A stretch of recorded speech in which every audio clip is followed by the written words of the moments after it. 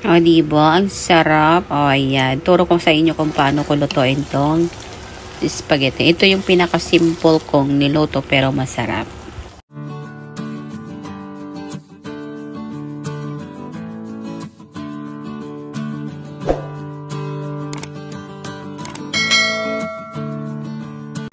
So, ayan guys. Welcome back to my channel. For today's video, magluluto tayo ng spaghetti. So, ayan. Meron tayong minced beef, onion, garlic, at saka yung tomato sauce.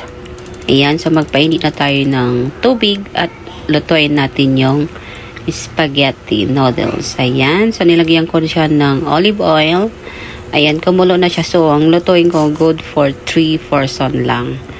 Ayan, ganyan lang yung luto ko. 3 lang katao kakain. So, yung mga alaga ko maliit, ayaw kumain. So, 3 lang kaming kakain ng amo ko.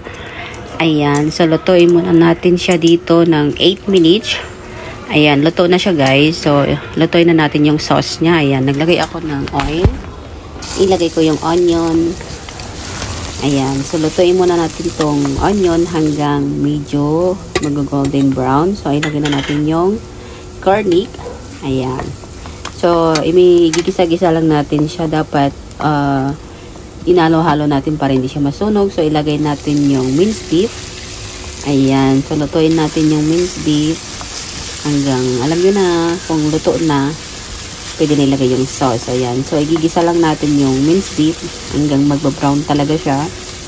Ayan. So, medyo malapit na.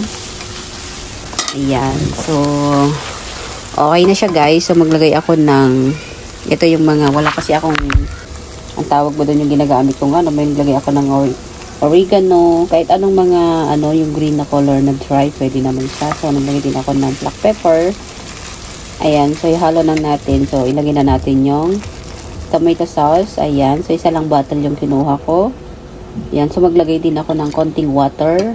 Ayan. So, shake po natin yung bottle para maano yung sauce niya. Ayan, halo ko na. So, pero nagdagdag pa ako ng konting water kasi kulang yung water nilagay ko. So, ayan, i-mix lang natin, pakuluin natin yung sauce para ilagay na natin yung spaghetti. So, naglagay ako ng sugar and then salt para sa lasa ng yung sauce niya. So, tantayin nyo na kung anong gusto nyo. Kung medyo maalat kasi alam nyo naman pag ilagay itong spaghetti, ayan. So, nilagay ko na yung spaghetti niya.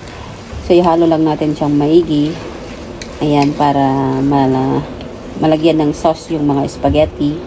So, ayan, okay na siya guys. Pwede nang serve sa mga mahal natin sa buhay. So, napakasimple lang nitong niluto ko. So, nasundan nyo sana yung aking pagkaluto. Pwede nyo siyang itry guys kasi konti lang naman yung ihalo natin dito sa spaghetti. May mga simple recipe lang naman siya. So, ayan guys, thank you for watching. See you on next video. Bye-bye.